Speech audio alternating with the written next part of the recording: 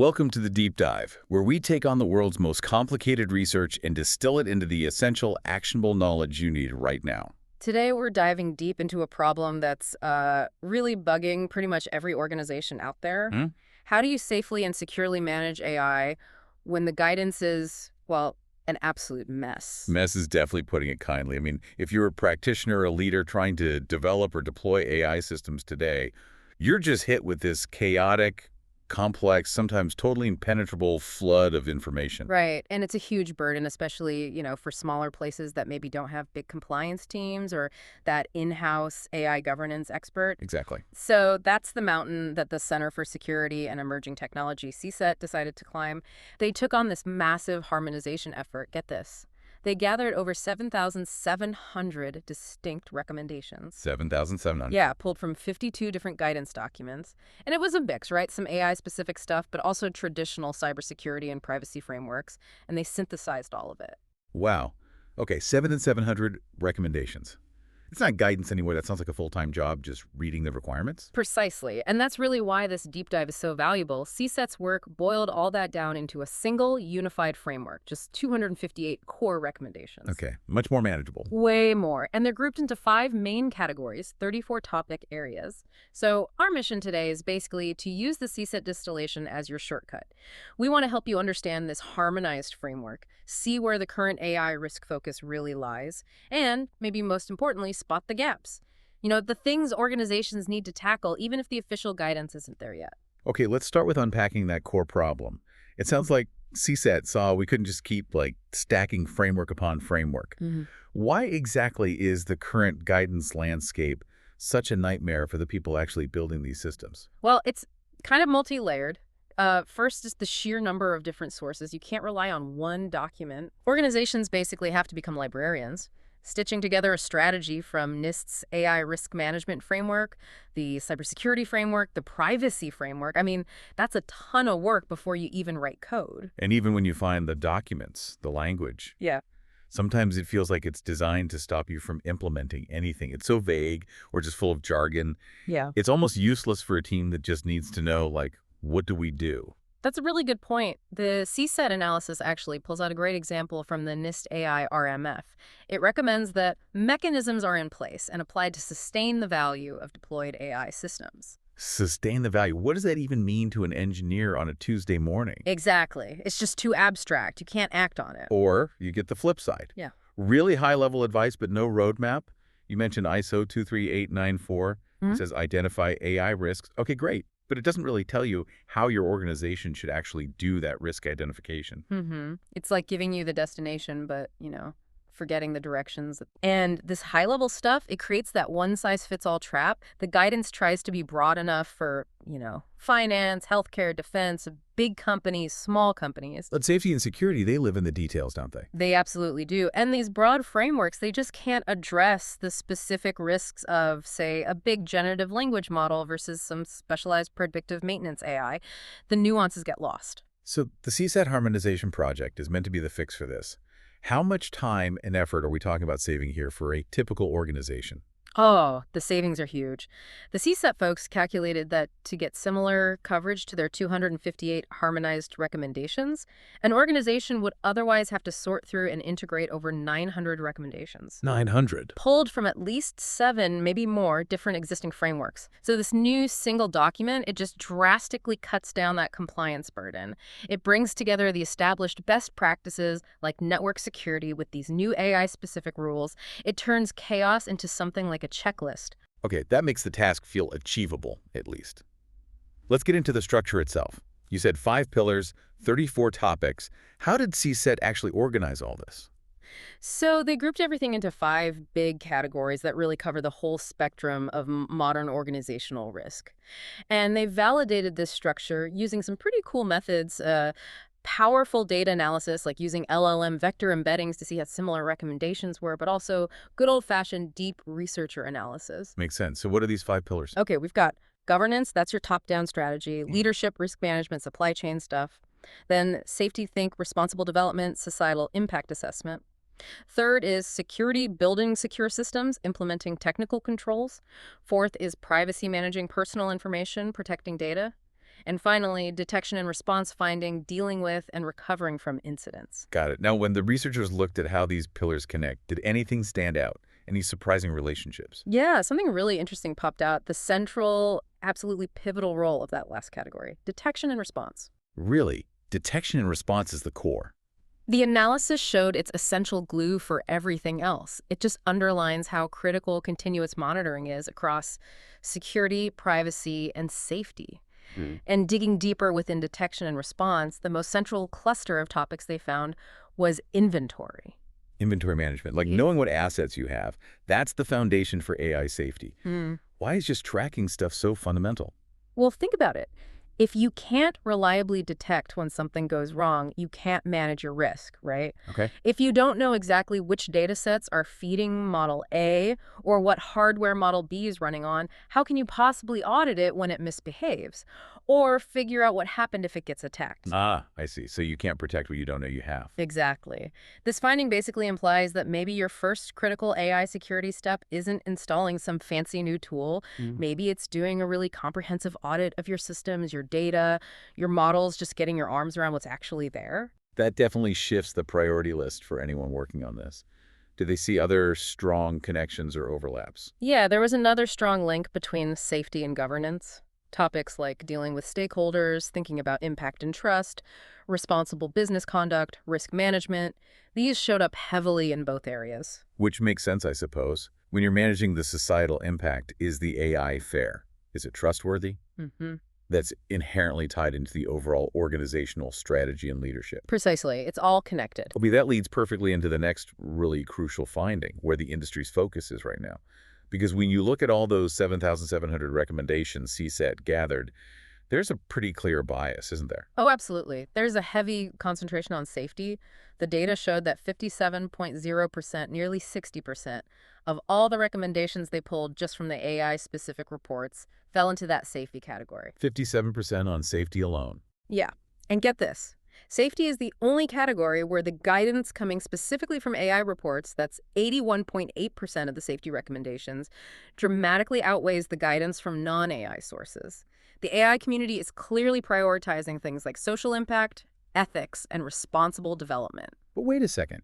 If over half the focus is on safety, dealing with societal impacts, maybe even existential risks down the line, are we maybe neglecting the immediate high-probability technical risks, like basic data theft or system manipulation? Are we too focused on the big picture? That's exactly the tension this kind of analysis brings to light. It's a really important question. However, even within that safety bias, the focus is still on pretty tangible risks. Let me walk you through the 5 key areas where the existing AI reports really drill down, starting at the highest level. First, it's expanded risks and impacts. Meaning AI systems are probabilistic, right? They're not deterministic like traditional software. They use enormous data sets, and that just increases risk beyond simple IT failure. This includes the societal impacts we talked about, but also potential catastrophic risks. Okay, what about the technical side? What's new here that, say, standard cybersecurity frameworks don't already cover? Right, that's the second key area, new vulnerabilities. AI introduces genuinely novel attack vectors specific to machine learning itself. We're not just talking about patching software flaws anymore. We're talking about attacks like model inversion and data poisoning. Model inversion, data poisoning. Okay, unpack those. How does data poisoning actually work? Is it like someone spiking the training data? Essentially, yes. Data poisoning is what's called an integrity attack. An attacker manages to inject corrupted or malicious data into the training set that the AI learns from. This can subtly mess with the model's behavior later on. It might make it biased against certain types of people or inputs, or maybe even create hidden backdoors that only the attacker knows how to trigger with a specific prompt. It's a way to compromise the AI before it's even out the door. Wow, that's kind of terrifying because it happens so far upstream before deployment. What about model inversion? Model inversion is more of a confidentiality attack. The attacker uses the model's public outputs, like, say, you query an image recognition service to try and figure out and reconstruct the sensitive training data that was originally used to build it. So they can reverse engineer private data from public results. Potentially, yes. For instance, if a model was trained on sensitive medical images or records, a successful model inversion attack might let an attacker extract characteristics, maybe even identities, of the individuals in that original private data set. It's like a massive data breach, but without ever hacking a traditional network firewall. Those are definitely AI-specific technical threats. Okay, what's the third focus area in the guidance? The third big one is the need for transparency. You hear this a lot. Many advanced models, especially the big neural networks, are kind of black boxes, right? It's hard to know exactly why they make a specific decision. Mm-hmm. So the guidance strongly emphasizes the need for transparency and oversight, and also for mechanisms that allow stakeholders, or even just regular users, to contest the output if they think an AI decision is wrong or biased. Right, some way to appeal the algorithm. Makes Right. sense. Fourth, seems like validation is key. Exactly. Rater testing and evaluation. Yeah. The focus here is on both rigorous pre-deployment testing and continuous testing after the AI is live. This includes using standardized benchmarks, but also adopting more advanced adversarial techniques like AI red teaming. AI red teaming. Yeah. So like having teams specifically try to break the AI. Yep. Teams that proactively try to trick it, exploit its weaknesses, or make it fail in unexpected ways, all before the actual bad guys find those holes. Smart. Okay, and the fifth focus area. Sounds like it's all about generative AI. It really is. Synthetic content. I mean, with the explosion of generative AI creating text, images, audio, video, the threats from deepfakes, manipulated media, highly convincing synthetic text for phishing or scams, they're just enormous. So the guidance is trying to catch up. It's trying. The focus is on monitoring these generative systems for bias, managing the threats of manipulation and social engineering they enable, and exploring things like provenance methods, watermarking, for example, to track where synthetic content came from. Okay, so we've covered where the current guidance is focused. Yeah. But like you said earlier, the real test of a comprehensive review like this is what it reveals is missing. Where are the big gaps? What did the AI-specific reports CSET looked at tend to ignore? Yeah, this is critical. The sources point to 4 major gaps that, frankly, organizations should probably be thinking about right now, even without perfect guidance. First up, workforce. Workforce, how so? There's almost a complete lack of guidance on internal strategies. How should organizations manage the impact of AI on their own people? Things like potential job displacement, sure, but also reskilling, upskilling the existing workforce, or even just basic AI literacy training so employees can use these powerful new tools competently and safely. That's a huge operational blind spot. That affects basically everyone inside an organization. What about when things inevitably go wrong? Well, that brings us neatly to gap number 2, incident reporting. The current guidance is really fuzzy on how to handle an AI-related incident that doesn't fit neatly into existing boxes, like a standard cybersecurity breach or a privacy violation. Like if an AI makes an autonomous decision that causes real financial or physical harm. Exactly. How do you log that? Who do you report it to? Organizations need much clearer protocols for these novel kinds of AI-driven events. Okay, gap 3. What about just the day-to-day vulnerability of people using AI tools? That's the third one. Handling confidential and privacy-sensitive information. Think about it. We have really clear rules, usually, for employees handling company secrets or customer PII over email or on the phone. Right. Don't paste secrets into emails. But there's a real lack of corresponding recommendations specifically for managing the risk when employees interact with AI systems, especially external ones like public chatbots or even powerful internal ones. The risk of leaking sensitive PII or valuable proprietary information is massive. So you're talking about the very real, everyday risk of an employee pasting, say, chunks of proprietary source code or a customer's private details into a public large language model just to get help debugging something, that kind of immediate vulnerability. Precisely that. It's a data leak, a security failure just waiting to happen, and the guidance really hasn't caught up to that specific workflow risk yet. But the fourth gap, this one is maybe the most forward-looking and potentially the riskiest down the line. Agentic AI. Agentic AI. You mean AI systems that don't just recommend things, but can actually plan and take actions autonomously out in the real world? Yes, exactly. There's a striking lack of forward-thinking guidance on how to manage these truly autonomous systems. Think about it. An agentic AI acting on behalf of the company will need things like its own identity management. Like a digital employee. Sort of, yeah. It'll need really granular access control to sensitive organizational data and systems. It'll need robust audit logging so you can track every single action it takes. But the current frameworks, they're largely silent on how you manage an autonomous agent that might have the privileges of a senior employee or even more. That feels like a gap that could become a chasm very quickly. It really does. Okay, let's bring this all home then. The real core value of this CSET deep dive seems to be replacing that overwhelming complexity, the 7,700 items, with a much clearer prioritized path forward, those 258 recommendations. It's an incredibly efficient starting point. It gives organizations, big or small, this highly curated list of best practices across governance, safety, security, privacy, and detection and response. It helps ensure you're addressing both the new AI-specific risks and the crucial foundational cybersecurity stuff at the same time. And you mentioned this framework is really just phase one harmonize.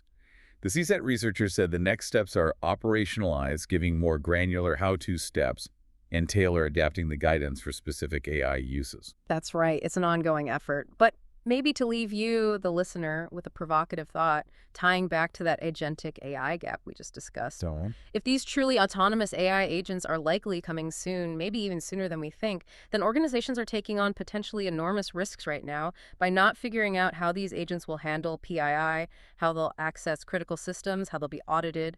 That's a security and governance question that organizations really need to start tackling internally today, even before the formal guidance catches up, because the agents, they yeah, probably won't wait for the paperwork. a really critical question that demands immediate thought and likely resources.